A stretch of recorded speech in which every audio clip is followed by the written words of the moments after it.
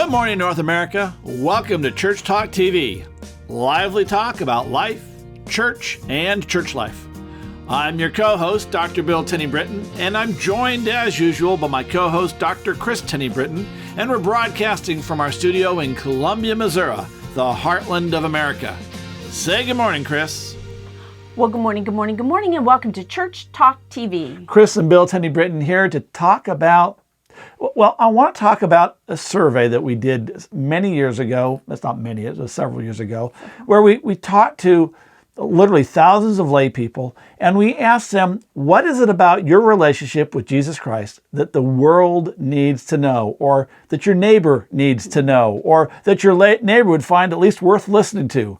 And what we found is that the vast majority of people gave an answer of how the church was there for them. And that's a wonderful thing. It's great that the church is there for you. But the reality is that in our culture, no one's very interested in the church and your relationship with the church. They don't want to go to church. But they're very interested in knowing about your relationship with God and the divine and with Jesus.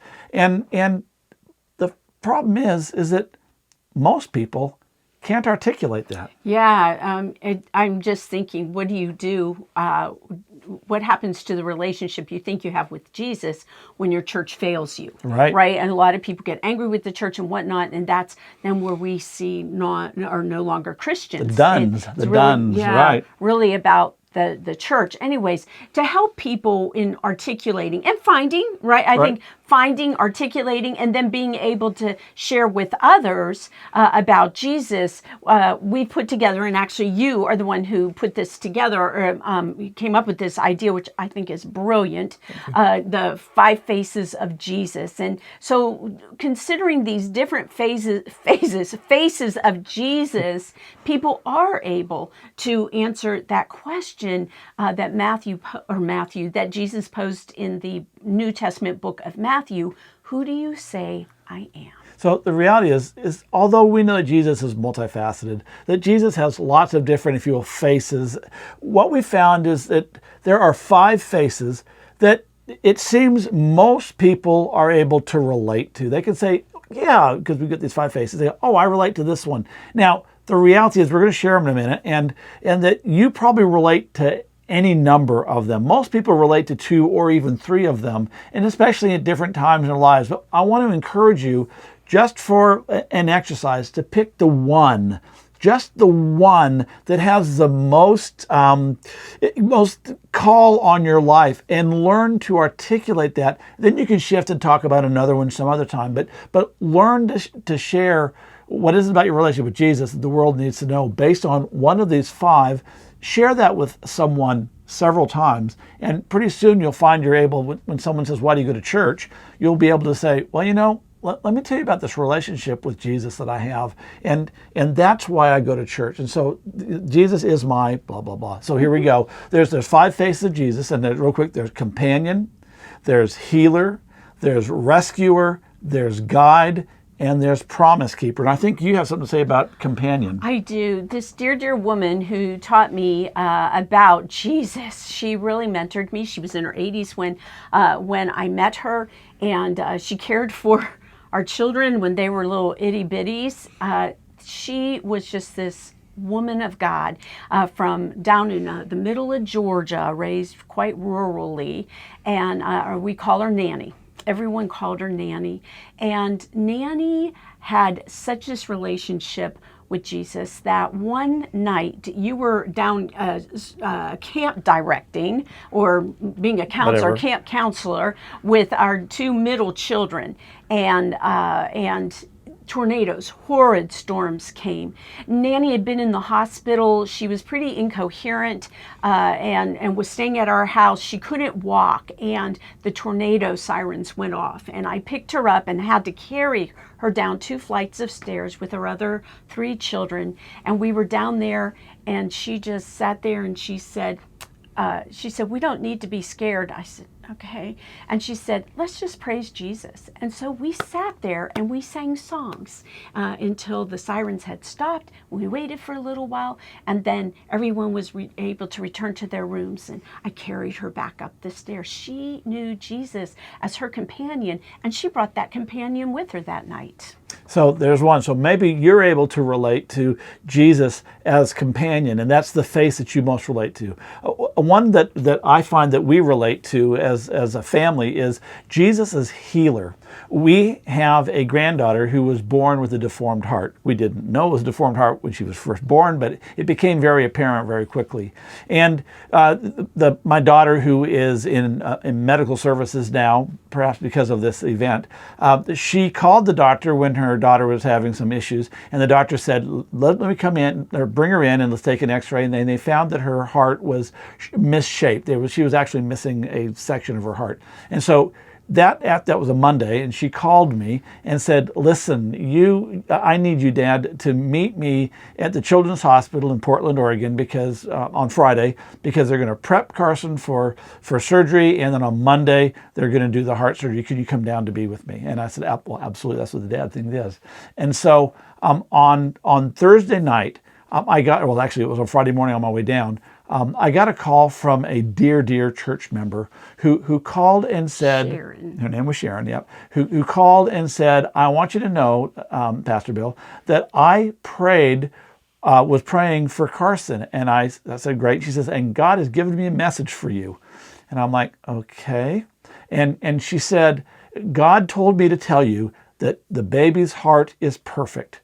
And I thought, well, okay, if you say so. And I just took it as that God is saying, you can take comfort in that.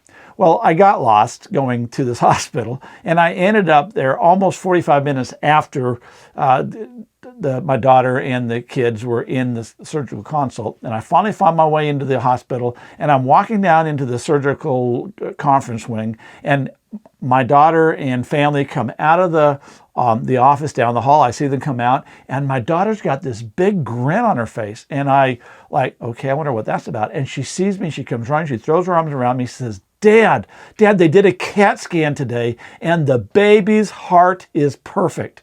The exact words that Sharon called.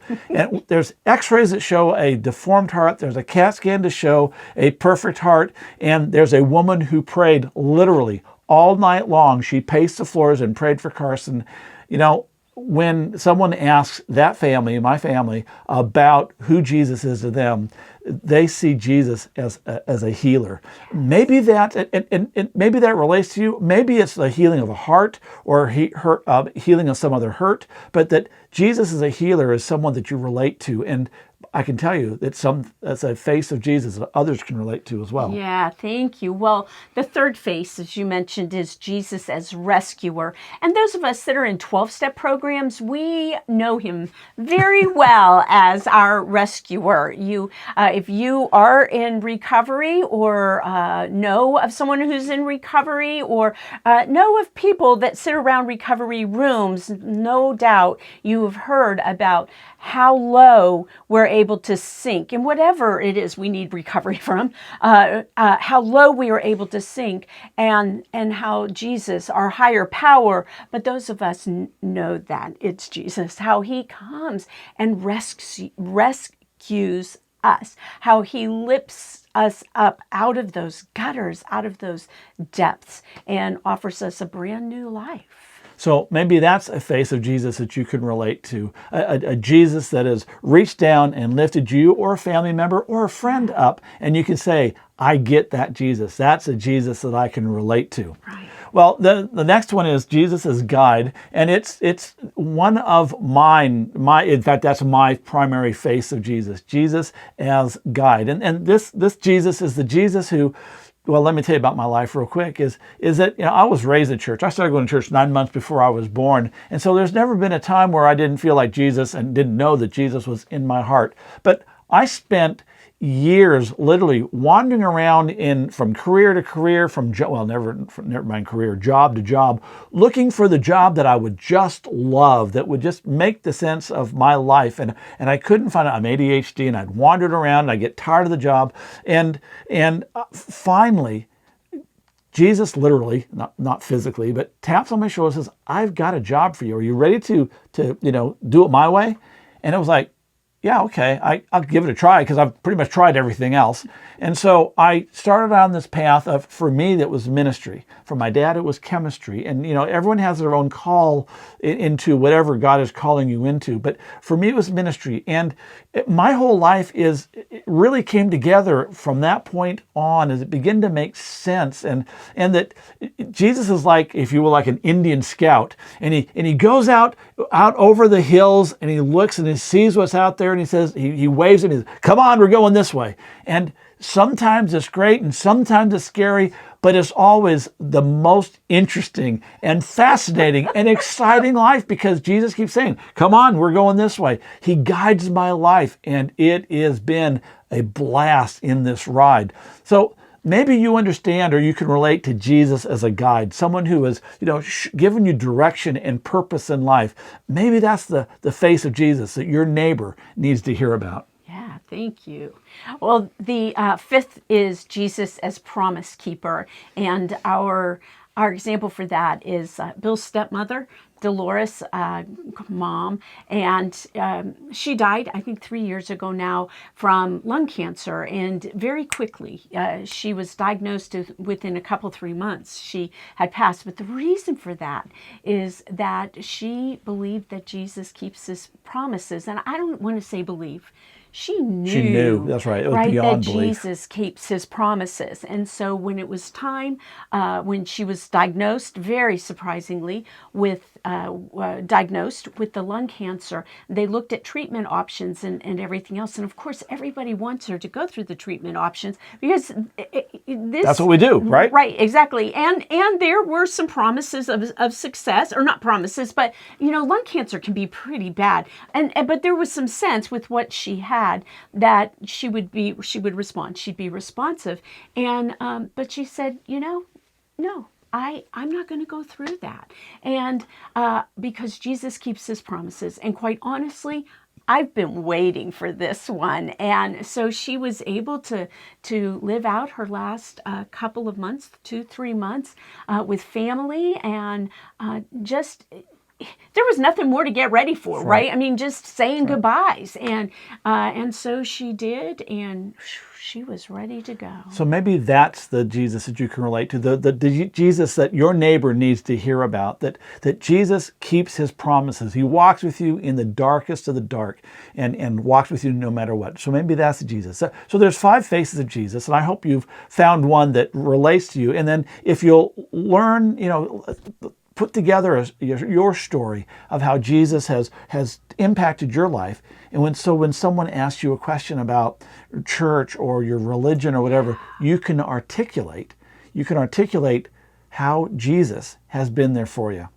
Listen, I just want to, we're out of time, but I want to real quick point you to my book, Hitchhiker's Guide to Evangelism. It's on Amazon.com. You can go grab it there. It has really a wealth of information on how you can impact others' lives with evangelism in a way that is not embarrassing for you, not embarrassing for the church, but most importantly, it's not embarrassing to those that you share with. Well, and I'll say it's about sharing how Jesus can impact their lives because of the way Jesus has impacted your life. All right, we're out of time. Say goodbye, Kris. Goodbye. Have a great week. Bye.